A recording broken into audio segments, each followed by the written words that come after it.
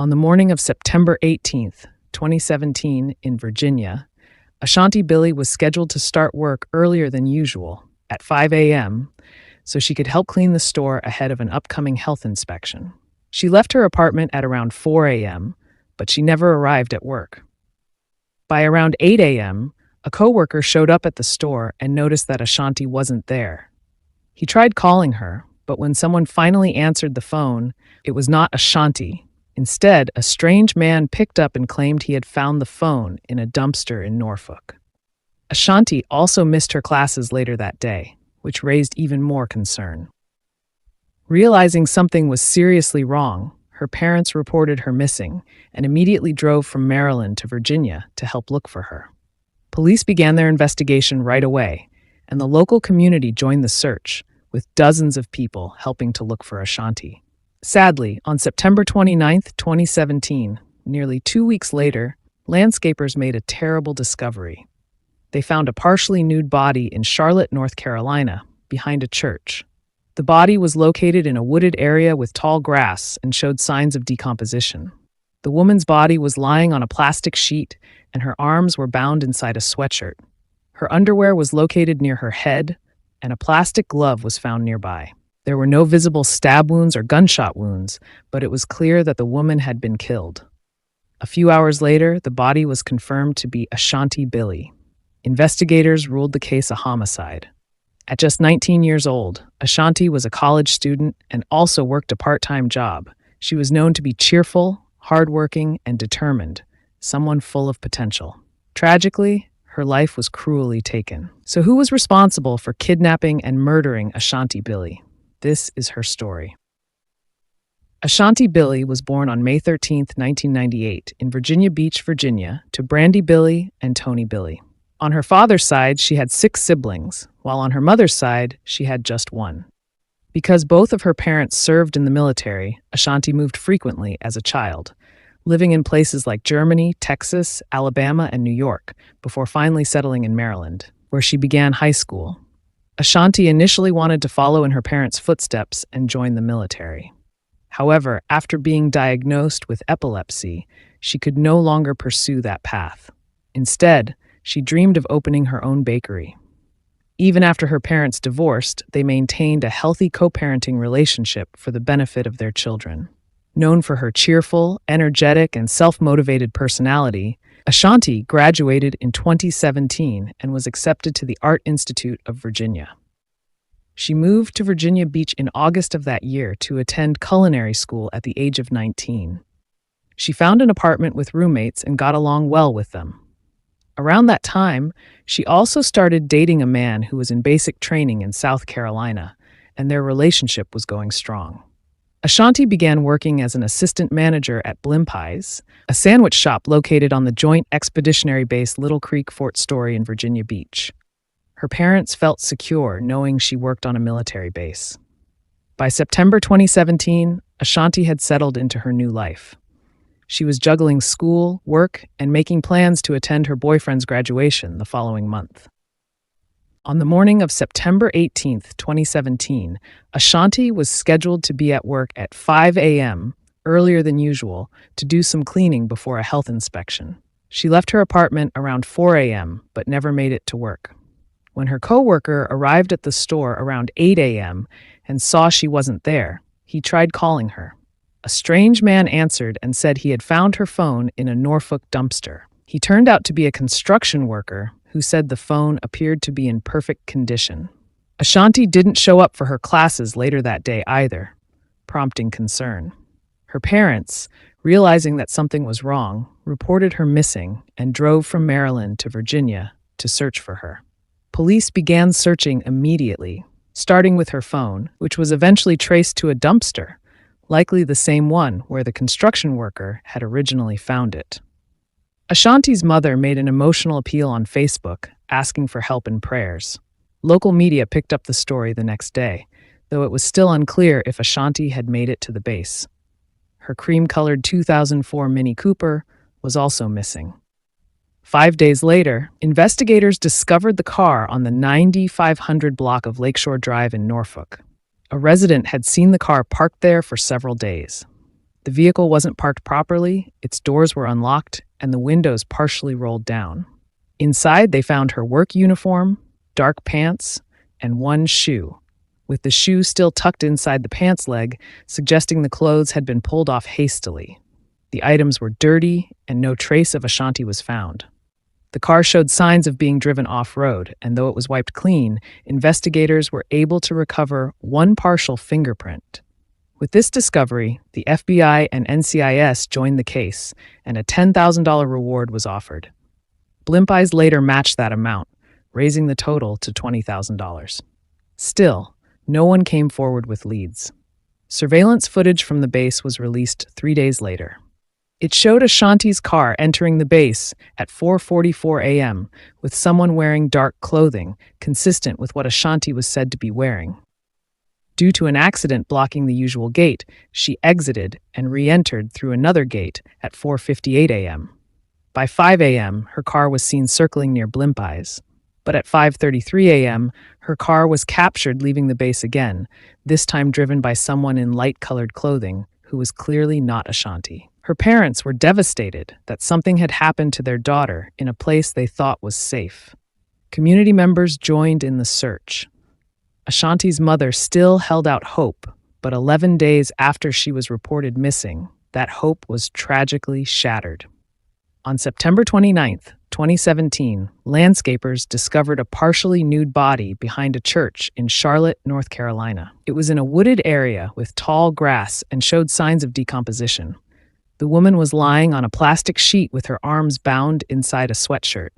Her underwear was found near her head, and a plastic glove was nearby. There were no visible stab or gunshot wounds.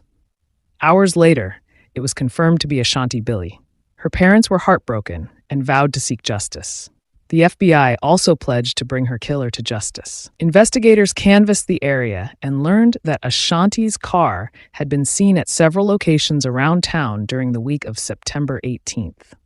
They interviewed numerous people from the base, including her co-workers at Blimp Eyes, who mentioned a man named Eric Brown, a retired Navy veteran. Eric was known to frequent the Blimp Eyes and the nearby laundromat, even though he wasn't employed there. He often made inappropriate sexual comments toward female employees, including Ashanti, making them uncomfortable. Despite being retired, Eric had access to the base due to his 21 years of service. On September 27th, Eric was seen lingering at the base's gym, locker room, and laundromat.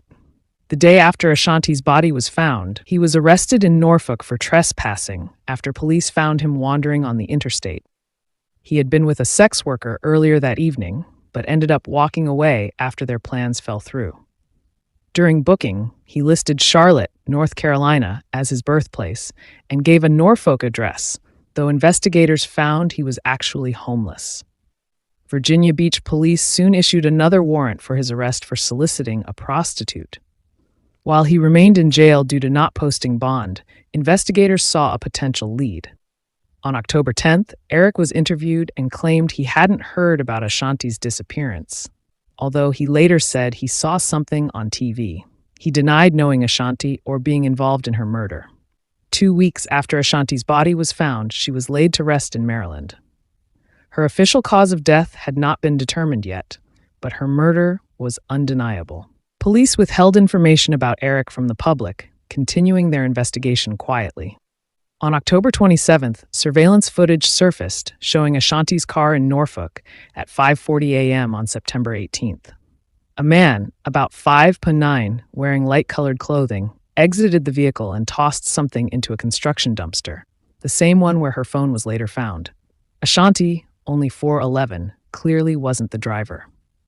4 days later, the FBI received a call from a construction worker who had previously worked with Eric Brown.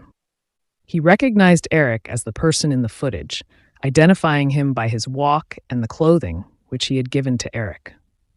That same day, Eric was re-interviewed by the FBI and gave a different account. He now admitted being on the base the night of September 17th, but claimed he had blacked out and couldn't remember anything for several days. He said he didn't know if he had done something to Ashanti or not. Following the interview, agents obtained warrants to search Eric's phone. During the period when Ashanti went missing, Eric's phone records revealed that he had used his phone nearly every day, except for September 18th, the day Ashanti disappeared. These records also indicated that Eric had remained on the military base from the 14th through the 17th. In addition to examining his phone activity, investigators reviewed surveillance footage from the base in an effort to track his movements. They examined footage from all base entrances and confirmed that Eric was not seen leaving the base between the 14th and the 18th. This aligned with the phone data that already placed him on base during that time. However, Eric did, in fact, leave the base. This was confirmed by surveillance footage showing him returning on September 19th. Upon re-entering the base, Eric conducted a series of suspicious internet searches on his phone. He looked up phrases such as police looking for man, Norfolk police looking for man in connection with homicide, missing woman and baby, and missing woman and man. He also browsed news websites based in Charlotte. These searches occurred 8 days before Ashanti's body was discovered.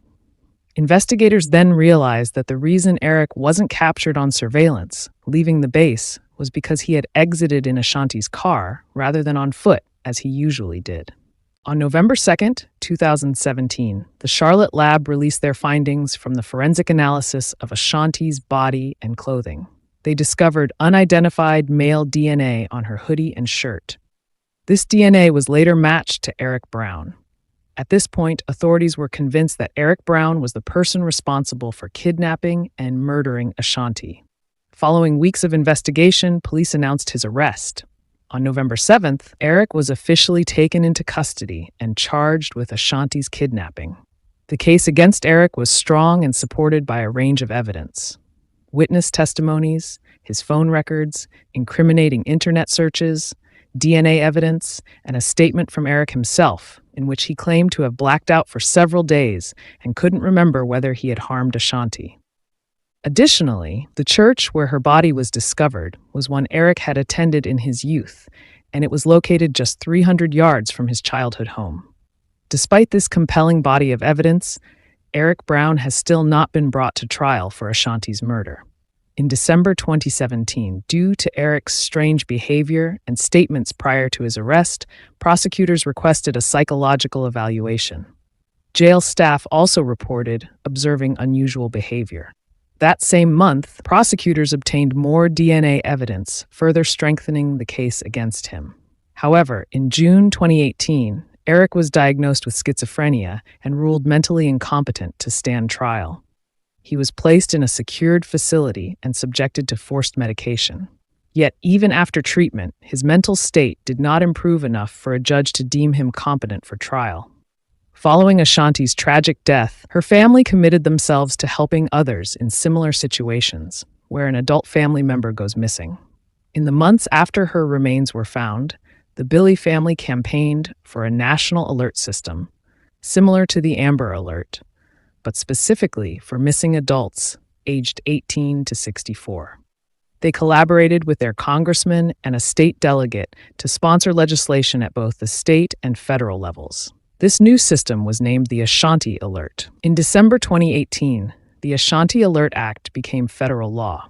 Ashanti was only 19 years old when she was senselessly murdered, and whether or not Eric Brown is ever found competent to stand trial, there will never be a justification for what happened to her.